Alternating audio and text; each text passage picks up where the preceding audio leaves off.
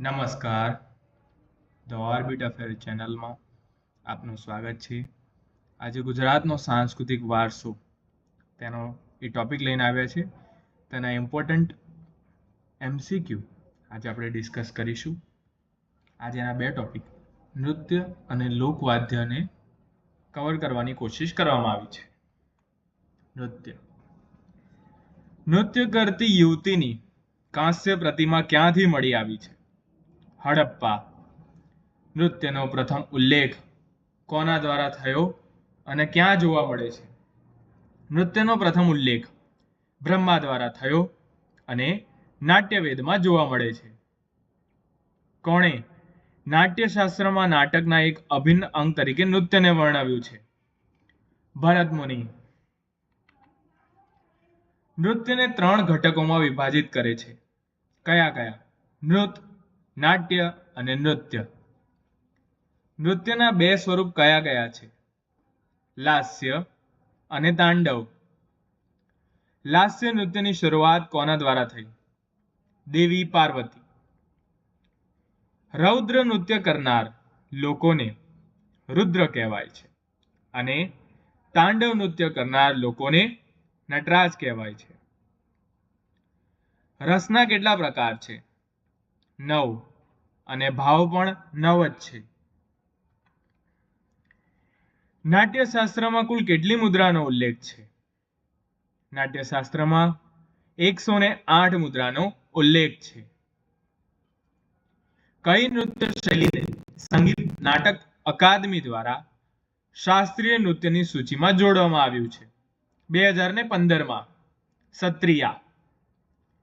નૃત્ય શૈલીનું સૌથી પ્રાચીન સ્વરૂપ કયું છે? ભરતનાટ્યમ. ભરતનાટ્યમનો ઉદ્ભવ ક્યાં થયો? તમિલનાડુના તાંજોરમાં. ભરતનાટ્યમને અન્ય કયા નામથી ઓળખાય છે? દાસીઅટ્ટમ. ભરતનાટ્યમમાં શારીરિક પ્રક્રિયાને 3 ભાગમાં વહેંચવામાં આવે છે: સંભંગ, અભંગ અને ત્રિભંગ. ભરતનાટ્યમ કયા સંગીત પર કરવામાં આવે છે? કર્ણાટક સંગીત. કુચીપુડીની રચના ક્યારે થઈ? 15મી સદીમાં. અને ક્યાં થઈ? આંધ્રપ્રદેશમાં. આંધ્રપ્રદેશના કૃષ્ણા નદીના તટ પર કુચીપુડી ગામમાં. કયા નૃત્યમાં નૃત્યકારો જાતે સંવાદ બોલે છે? કુચીપુડીમાં. કુચીપુડી નૃત્યની 2 શૈલી કઈ કઈ છે? નાટ્યમેળ અને નટુઅમેળ. મોહિની અટ્ટમ કોના દ્વારા કરાય છે? મોહિની અટ્ટમ કેરળની મહિલા દ્વારા કરાય છે. મોહિની અટ્ટમમાં ગુરુને શું કહેવાય છે? નટુવાંશ. કયા નૃત્યમાં પોશાકનું વિશેષ મહત્વ હોય છે? મોહિની અટ્ટમમાં. મોહિની અટ્ટમ નૃત્ય કયા તત્વનું પ્રતીક છે? વાયુ. ઓડિશી નૃત્ય બીજા કયા નામે ઓળખાય છે? ઔદ્ર નૃત્ય. 1 મિનિટ તમારો સમય લઈશ. હું ઇતિહાસ, બંધારણ, સાયન્સ, કલ્ચર, કોન્સ્ટિટ્યુશન અને કરંટ અફેર્સ એ તમામ વિડીયો બનાવું છું. જો તમે આ પ્રથમવાર આ વિડીયો જોઈ રહ્યા હોય અને કન્ટેન્ટ તમને ગમે તો લાઈક અને સબસ્ક્રાઇબ જરૂર કરજો. ઓડિશી નૃત્યની શરૂઆત શેનાથી થાય છે? પ્રણામથી. ઓડિશી નૃત્યમાં 5મી અને અંતિમ રચનાને શું કહે છે? મોક્ષ. મણિપુરી નૃત્ય કરતી વખતે કમર પર પટ્ટો બાંધવામાં આવે છે, જેને શું કહે છે? કુમિન. નાગબંધ મુદ્રા કયા નૃત્યમાં જાણીતી છે? મણિપુરી. મણિપુરી નૃત્યમાં કેટલા રાસોનું પ્રદર્શન કરવામાં આવે છે? 64. કથકલી શબ્દ કયા સંસ્કૃત શબ્દ પરથી ઉતરી આવ્યો છે? કુટિયાટમ. કયા નૃત્યમાં હાવભાવ જ મુખ્ય અભિવ્યક્તિ હોય છે? કથકલી. નાયક અને ખલનાયક પાત્રો કયા નૃત્યમાં જોવા મળે છે? કથકલી. કથકલી નૃત્ય કયા તત્વો માટે હોય છે? આકાશ. કથક નૃત્ય શૈલીના બે ભાગ કયા છે? નૃત અને નૃત્ય. 7 થી 8 નૃત્ય છે અને દરેકના 2 કે 3 ભાગ છે. તો એક્ઝામિનર માટે સીધો અને આપણા માટે ઇમ્પોર્ટન્ટ પ્રશ્ન એ જ બને કે દરેક નૃત્ય શૈલીના ભાગ કરી નાખીએ. કથકના મુખ્ય 4 ઘરાના કયા કયા છે?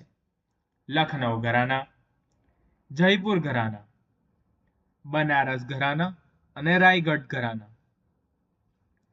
આસામની પ્રસિદ્ધ નૃત્ય શૈલી કઈ છે? સત્રિયા. સુશીર વાદ્ય કોને કહે છે? જે વાદ્યને ફૂંક મારીને વગાડવામાં આવે તેને.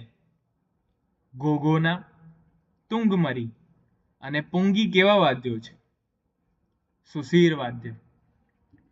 સુરંદો કેવું વાદ્ય છે? દેવી વાદ્ય. અવારનવાર પૂછાતો પ્રશ્ન છે. લોક સંગીતના સૌથી પ્રાચીન વાદ્ય કયું છે? એક તારો. 100 તાર વાળું વાદ્ય યંત્ર કયું છે? સંતૂર. આ આવી શકે છે.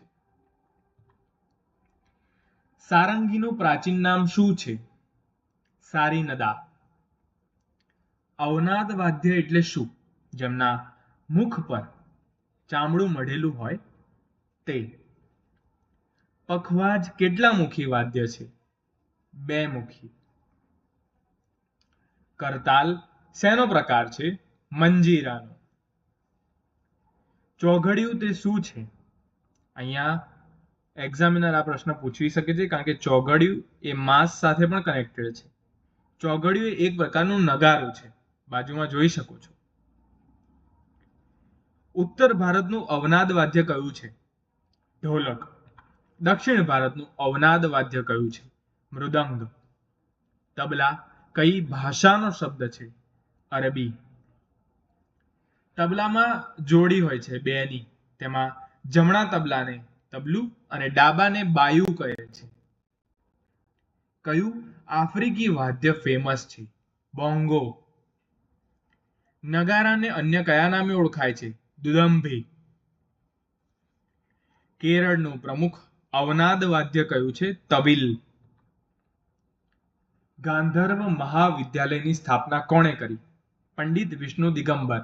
One of the most important પ્રશ્ન. સંગીત વિદ્યાલયની સ્થાપના કોણે કરી? ભાતખંડે. સૌથી નાનું અવનાદ વાદ્ય કયું છે? ડમરૂ. ધન્યવાદ. વિડીયો પસંદ આવ્યો હોય તો લાઈક કરજો, સબસ્ક્રાઇબ કરજો.